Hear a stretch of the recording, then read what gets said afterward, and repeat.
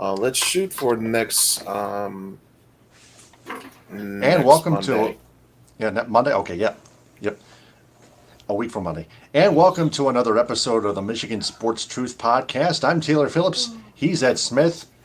It's that time of year. Time to kick it off in the NFL with the Lions. We're going to preview them and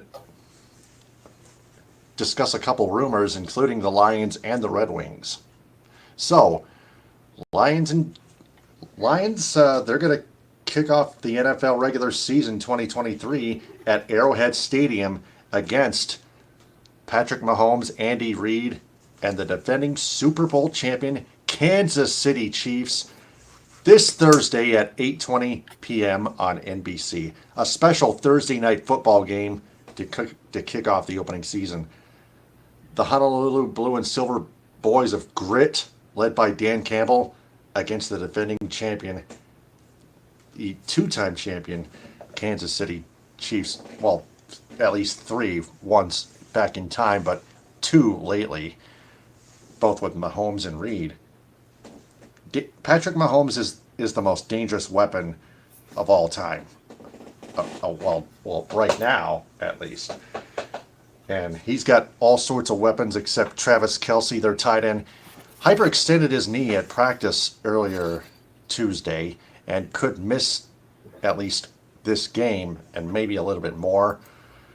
But one matchup I'd like to see is the Chiefs are thus favored -5 before then favored -6.5. That one matchup I like to see Patrick Mahomes against the Lions secondary with the Chiefs wide receivers.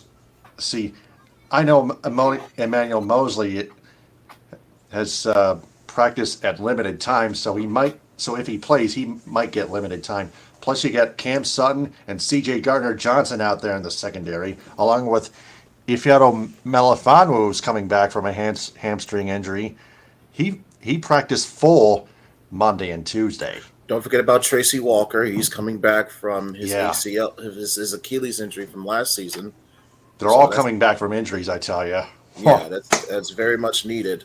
Not to mention the fact that the guys that we've seen already improving from last year are coming back as well, like namely Kirby Joseph, for instance, Yeah, as well Kirby as Joseph. well as a Can't couple of forget about guys, him. as well as a couple of guys that made a mark for themselves in the preseason, namely Stephen Gilmore, I would say among them. Yeah, But absolutely. that's just one aspect into terms of how you can break this whole game, entire game down. I think first and foremost, though, Taylor, you have got to start with the storylines for the Lions, like you mentioned, or at least I'll briefly mention here. I think it comes down to them trying to pick up where they left off of last year, which was that great 8-2 finish, culminating in a primetime road game at Lambeau against the Packers, where you essentially ended the Aaron Rodgers era in Green Bay. Now here you are, you're trying to pick up where you left off. You're getting similar circumstances, similar situation. It's a primetime game on the road, only this time you're at the defending Super Bowl champion's house and it's banner night. So there's a lot of pressure, there's a lot of intrigue, there's a lot of curiosity. And all these questions, all these varieties are being asked at the same time that some will get answered, some will get not. But all it matters down to is how will the team look during the game.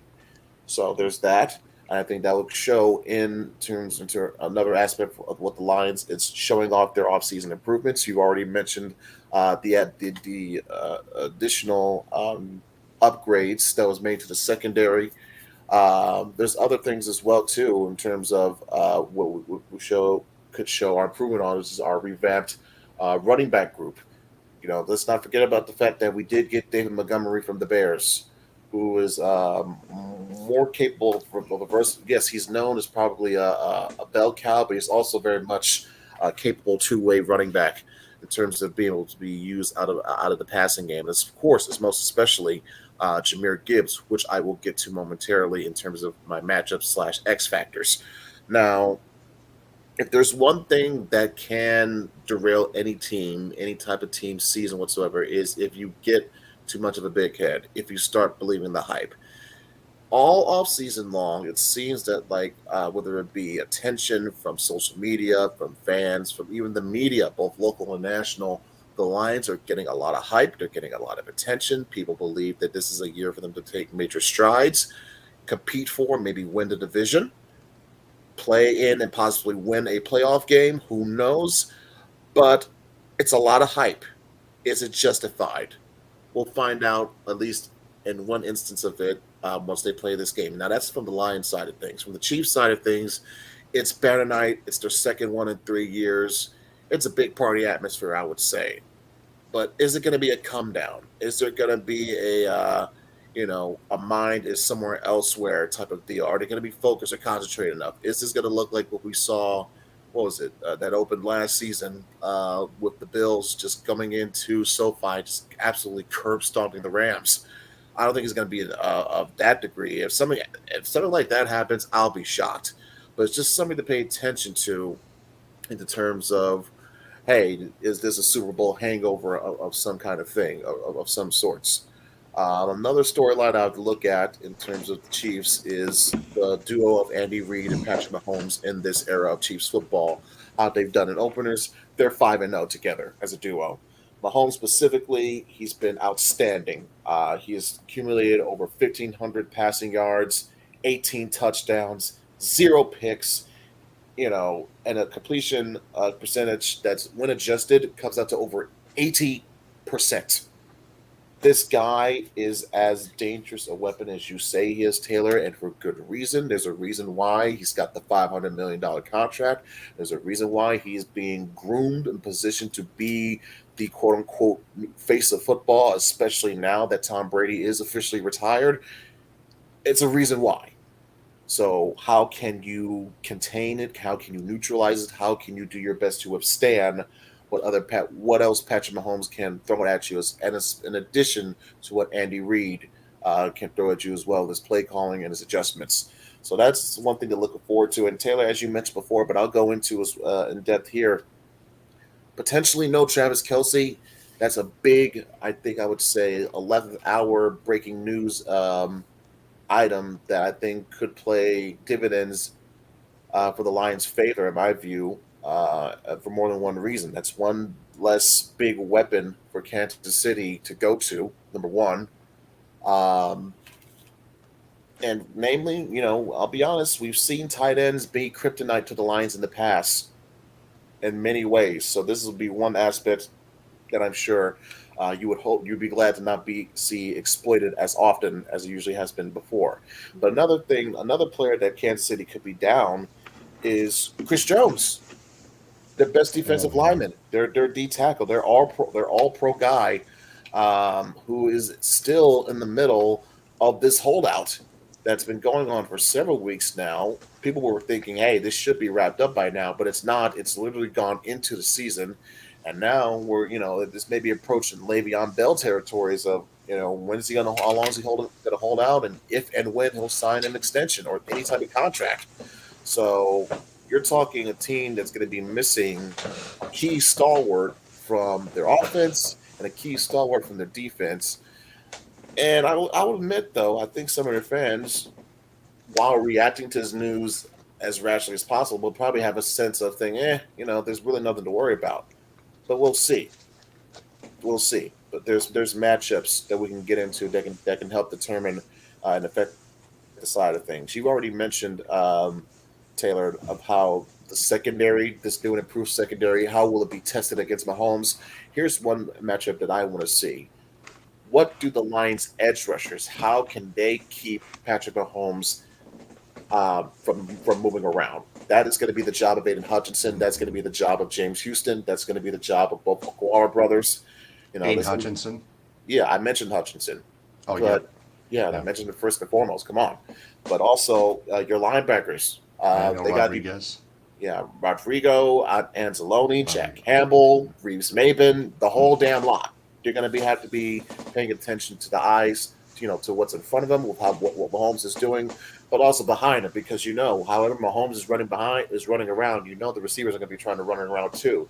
So all that, mixed routes and impromptu running around that could lead to busted coverage, that could lead to broken plays, to where KC and Mahomes is taking advantage of masterfully. So you got to be well prepared for that.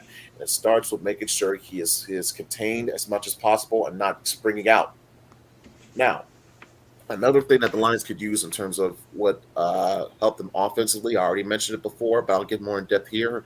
Jameer Gibbs, the first round running back. This was the guy, one of their key guys that they made sure they had hoped to get, and they were so ecstatic to get.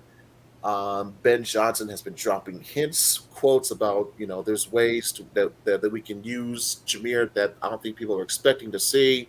We've already heard or seen reports of how the Lions are going to be planning to use Jameer more in the passing game.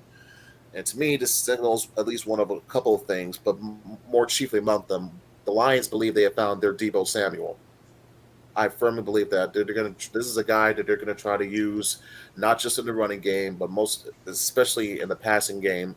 But they're going to try specific gadgets, plays, wrinkles, specific calls, audibles in their playbook that's specifically designed to have Jameer Gibbs as the primary ball runner. Just it's about getting the ball in his hands, and letting him, with that protection between our offensive line, which I'll get to in a second. Um, Creating the space needed to do damage, be that home run threat, be that Alvin Kamara, and why not just be Alvin Kamara? Why not be a Debo Samuel? When you saw how effective Debo was just a couple of years back for San Francisco, where they almost made the Super Bowl. So if we have that for our offense, look out. And with our offense, it starts and ends, in my opinion, with the offensive line. You know the names, you know the guys.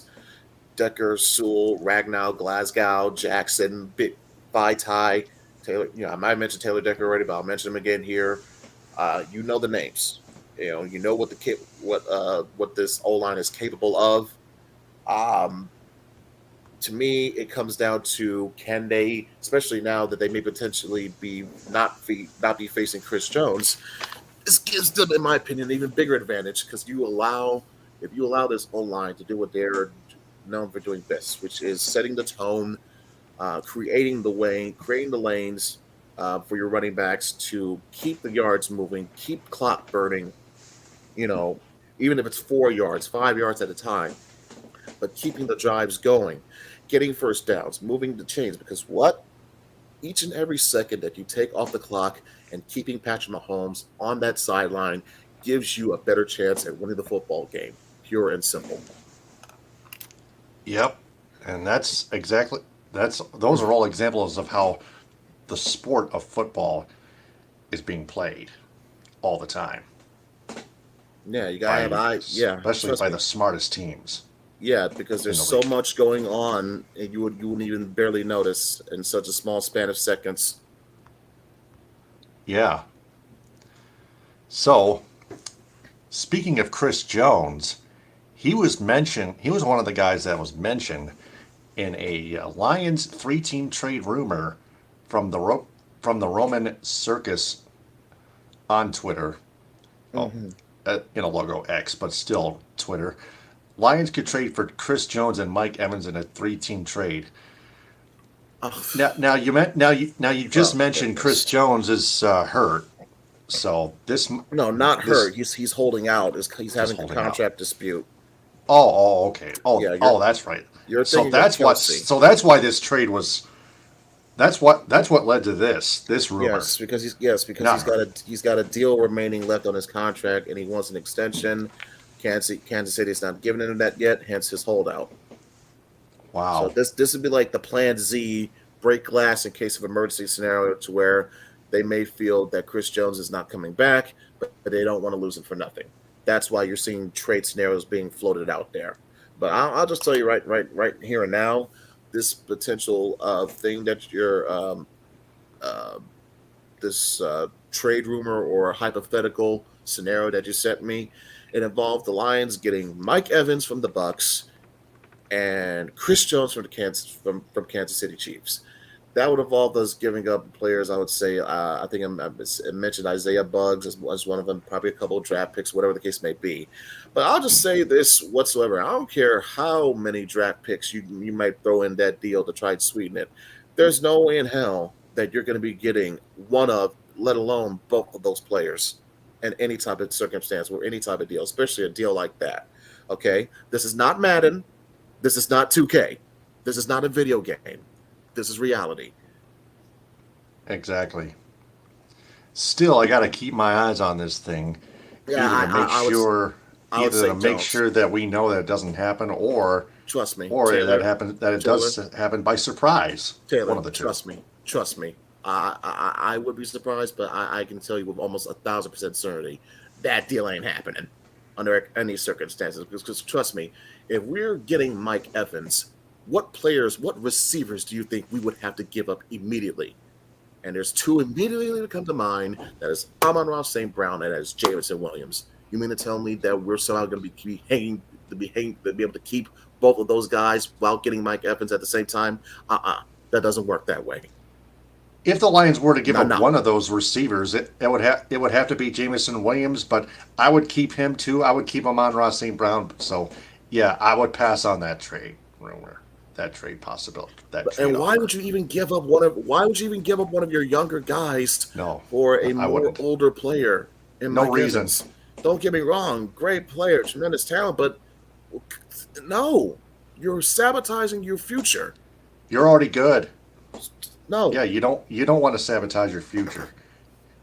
You're not doing it yet unless you make that trade. You make that trade. You accept that trade. especially if it doesn't work out and you don't because if you make a move like that, then that means you're telling me you're going all in, you're trying to win a Super Bowl. And what if that doesn't work out? Then Yeah, you're you stuck. can't guarantee that And you're yet. giving away You your got to prove future it on for the field. literally nothing. That's the second thing. Nothing. Nothing. Yep. So So no. yeah, yeah. You're as of right now, you're already good if you're the Detroit Lions. So that trade is definitely off the trade. That trade rumor is just a rumor, a fantasy. So Yeah, but speaking of thankfully, but rumors, now we haven't got a chance to get the well, before we get to that, we still got to get to in terms of letting us know how this predicting the game and the betting oh odds, yes, the line and oh yeah. everything. Let's get back to that. We can't forget about that. So I let them know about that. Yeah, yeah. The injury report, Isaiah Buggs, like as aforementioned, he was ill, but he full practiced Monday and Tuesday, so that clears up the rest of the injury report. So What for so yeah, Isaiah that's Bugs? it. Yep. So scoring prediction. Mm. I know we mentioned the betting odds Chiefs -5. Ed, what is your scoring prediction? It at least well the fact that this it started at 6.5. It started at under a touchdown before, you know, and it had been that way the whole time that the line had been set up.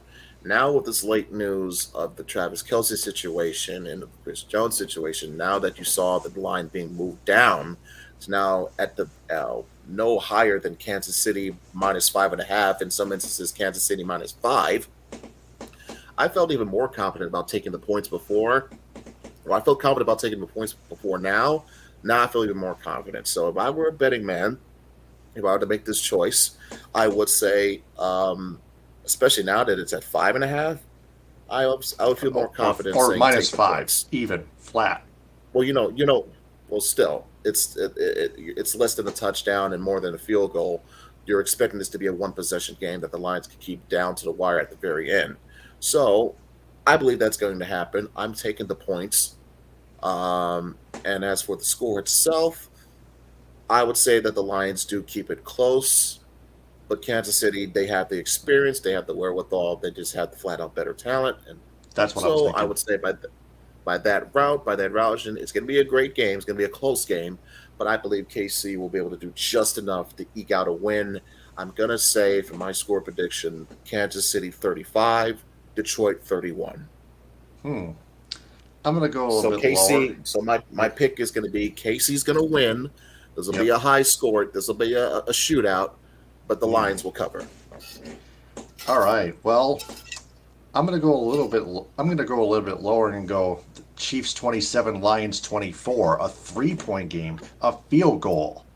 Well, the reason why I picked high 30s because these are both teams that have defenses have been known for giving up tons of yardage and tons of points on both teams, and these are both two teams that were have offenses last season that finished in top five all across the board. So Yeah. add those elements together, plus for the fact that we do know the last time that we saw Patrick Mahomes and Jared Goff go 1-1, on one rather, go head to head, the game ended 54-51. So while I'm not expecting that, I'm expecting Yeah, some. I'm that expecting, was when the Lions did not have a secondary. They do now. no, I was referencing Mahomes Right. I versus know. I Goff. know. So while I'm not expecting that, this is still the best quarterback in the league on the Yeah. defending Super Bowl True. champions at home. So I'm expecting them to put up some points. It's just a matter of how can we limit those possessions? How can we maximize ours? And you're still going to need a couple of things to break your way. You're going to need a turnover or two. You're going to need to make sure that you don't have to be costly penalties. If you're facing a fourth down situation, damn it, you better be heading those fourth downs. A Yeah. lot of variables here. It's not just a simple X's and O's. Can you do this? No, there's still other variables at play here. So, despite all that, that's the score I'm going with. I'm expecting a good game. Expecting an exciting game. With the nation watching, it's opening night for the NFL, banner night for the Chiefs. You're expecting something good, expecting something special. You don't want to expect this to be a blowout. If you're a Lions fan, you don't. I understand PTSD 2001 against the Rams. I get that. Monday Night Football, you got your asses whipped at home at the Silverdome. I get it. To me, this is a far different circumstance. This is a far different scenario, far different team, far different era. I'm Even going if to we change my don't, scoring. I'm even going if to we change don't my scoring win, prediction. even if we don't win, I still expect this to be a great showing and a proud showing for the Lions. Right. Right. I'm going to change my scoring prediction. Go a little bit higher. Kansas City 32, Detroit 29. That was a score I was grappling with too, but Yeah. I think they're going to get at least four touchdowns out of Yeah. this. At So least four is right. Yeah. between St. Brown and Gibbs, and knowing what this O line can do, we can chew up clock. We can gain some yards, and if we get down near the goal line, we got David Montgomery. Not to Yeah. mention, not to And mention, Jameer and Gibbs. Gibbs exactly. So there's ways to go to where this team, in my opinion, can hang with Kansas City, and with the fact that they have the mental belief on their side, the way they have shown that they are ready to run through any wall for Dan Campbell.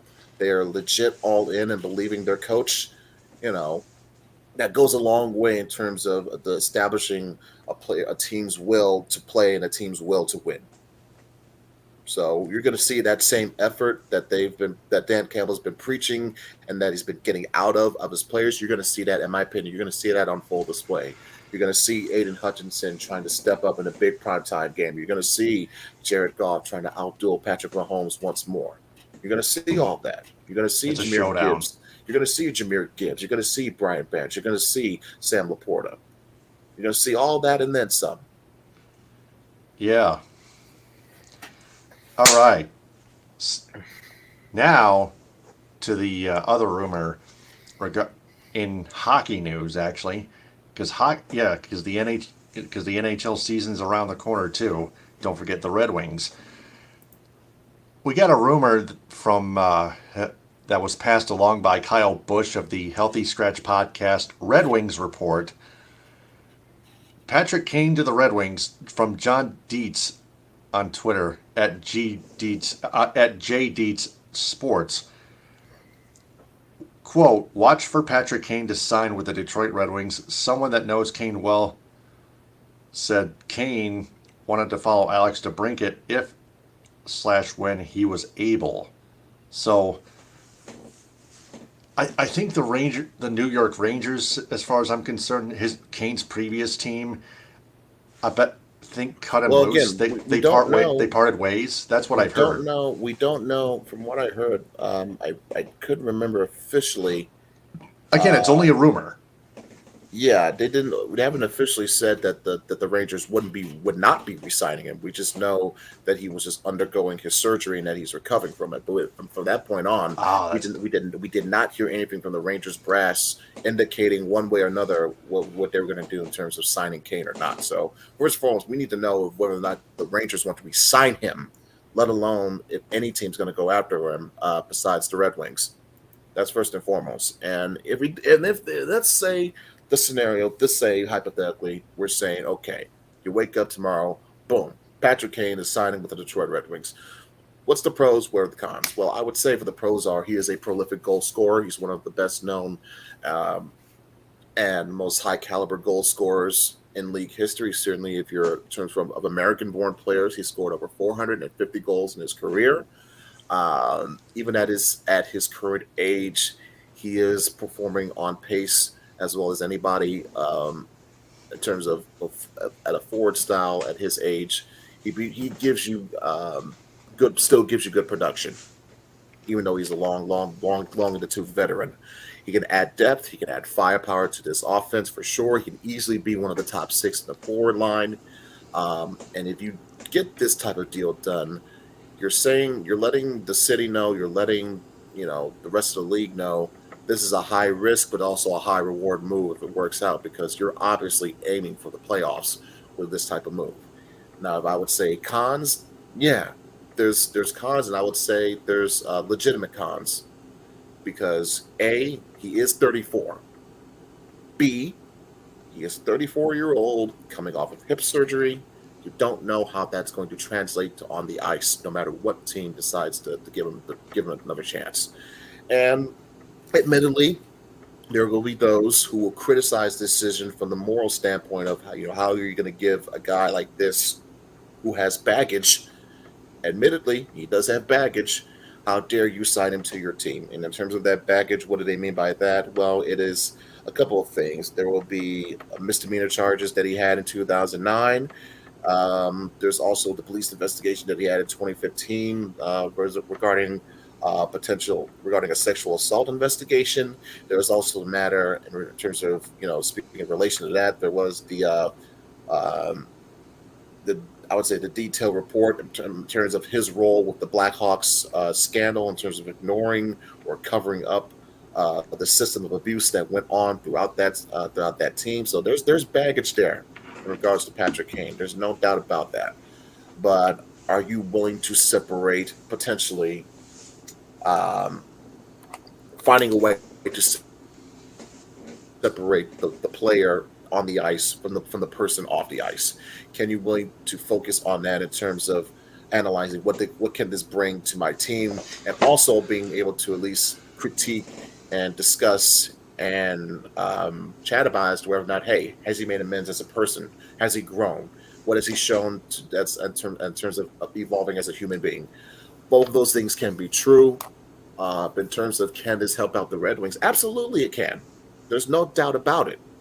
You'd have to be too caught up in your, I would say, how you feel personally about Patrick King as a person to not recognize that, yeah, this could at least still be something that's beneficial for the team itself.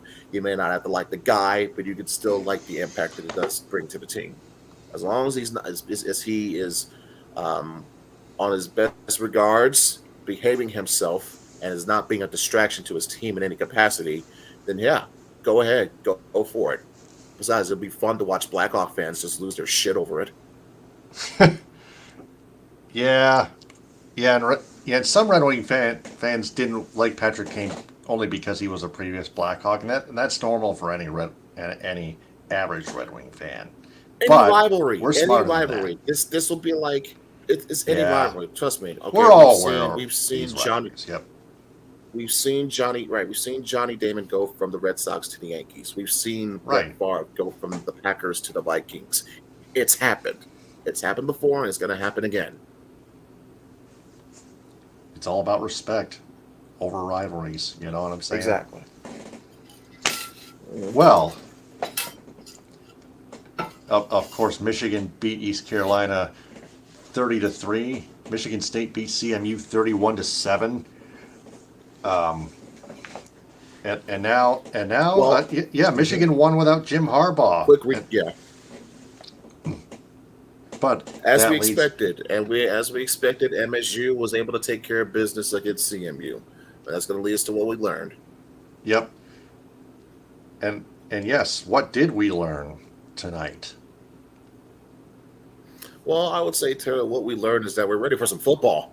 Damn it. We're Yep, ready for some Lions football. We're ready to see what this team can do on the big stage once again. They've been basically been hyping this game, um, specifically this game, from the moment that it was announced that this was going to be the season opener. It seems that in terms of feel and preparation and focus. It seems like at least for this portion of the season, the coaches wanted to make sure that everybody was focused on this game in particular. Don't worry about too much in terms of the preseason. I'm talking about in regards to the starters, the guaranteed players that are playing. Don't worry about too much about the preseason. Just stay healthy, get your reps in. But we're focusing on Kansas City. That's what I learned about the Lions. I think we've also learned that please do not take hypothetical trade rumors as gospel. Remember, some of these are created with people that have probably either played video games in their lives and are not, I right. repeat, not have any affiliation or capability of how you actually make transactions as a general manager or in a front office with a professional sports franchise. Stop it. Stop that shit. And Yep, also, what we learned exactly. is that the Red Wings, they're if with the Red Wings, with this potential Patrick Kane news, they're willing to take big risks and take big steps in terms of accelerating this Iser plan. Because what eventually you're gonna have to make the playoffs. We can't keep going another year, another season about, oh, we're almost close, oh, we're almost there. No, you gotta show the proof of the pudding somehow, some way. And what we learned is that another thing, I think the last thing that we learned in terms of our college teams, Michigan, they're going to handle their business until Harbaugh comes back. It's just a matter of what can they do in their big games against Penn State, Ohio State, Michigan State. And for Michigan State, it seems that for now, they may have found themselves a quarterback, Noah Kim. Noah Kim, They yeah. had an ugly first half against Central. They had an ugly first half against Central, but they did overcome it. Uh, I mentioned quarterbacks with Noah Kim. It seems to be a very good replacement with Peyton Thorne, for Peyton Thorne, I should say. Yeah. Michigan, on their hand, J.J. McCarthy looked outstanding. He looked spectacular. And also, a related note, Keon Coleman. How about the game he had for Florida State? Yeah. Yeah, I I mean, saw that I too. it does. If I was a Michigan State fan, I'd be even more pissed because how was this guy, this 6'4", 210-pound beast, how was he targeted the fourth most on the Spartans last year? The fourth most, not even top three. Ugh. The fourth most It targets. He's makes your no best sense talent. He's your whatsoever. he's your most freakish receiver. I know, man. I'm telling you, Tuck better It's get his higher shit than together. fourth. That's all I'm gonna say. Yeah, it's higher than fourth, clearly, no doubt. What, regardless of what people Yeah, think. and not just Tuck, but not just Tuck. To be fair to Tuck, but it's also this coaching staff. But if he's not reeling them in, if he's not making the adjustments, some of that blame has to fall on the head coach at the end of the day. So that's what I learned about that. All right. Speaking of Noah Kim, I think he even in one single game last year, he he actually played better than Payne Thorne had played for the Spartans all year long last year. And that's why the Spartans Mm, picked maybe. Noah Kim. Mel Tucker has more faith in Noah Kim based on physical and mental analytics. Hmm. So that's what we learned. So that is another episode of the Michigan Sports Truth Podcast in the can. I'm Taylor Phillips. He's Ed Smith. Follow the Michigan Sports Truth Podcast on Twitter and Instagram at Michigan_truth and like its Facebook page. Subscribe to its YouTube channel at the Michigan Sports Truth Podcast. Like our videos and turn on all notifications on the bell icon. Follow it and listen to it in audio form on Spreaker. Follow me on Twitter, TikTok, and Instagram at DT2Phillips. Subscribe to me on YouTube at DT2Phillips. Also on Twitch, DT2Phillips1984. Follow Ed Smith on Twitter, Instagram, and Twitch, and on YouTube at EdSmith313. Business shout-outs go to Athletico Physical Therapy on Woodward in Ferndale. Cali Tickets. Call Mark Goldman at 877-225-8425 or visit CaliTickets.com. Creative Embroidery of Cadillac for designing the Michigan Sports Truth Podcast logo on my long sleeve shirt and t-shirt. Cuts by Melanie in Lake City, where I get my haircuts pretty much every month. Let's Roll With It rolled ice cream in Cadillac, now branded with the Food Mafia, getting down to the last month of it being open for the season. So hurry up and get your flavors of the week. Northern Star Event Rentals in Cadillac, 231-884-8195. Or visit their Facebook page, give it a like. And finally, United Food Service Solutions of Grand Ledge, Michigan, where Jim Lyons works. So, until next Monday at 10:30 p.m., when we recap Lions and Chiefs and preview Week 2 of the Lions season, for Ed Smith, I'm Taylor Phillips. This has been another episode of the Michigan Sports Truth Podcast. We'll be back next week. Until then, remember, we observe Michigan sports and we detect the truth. Stay on the lookout, everyone. Be safe and go Lions, people.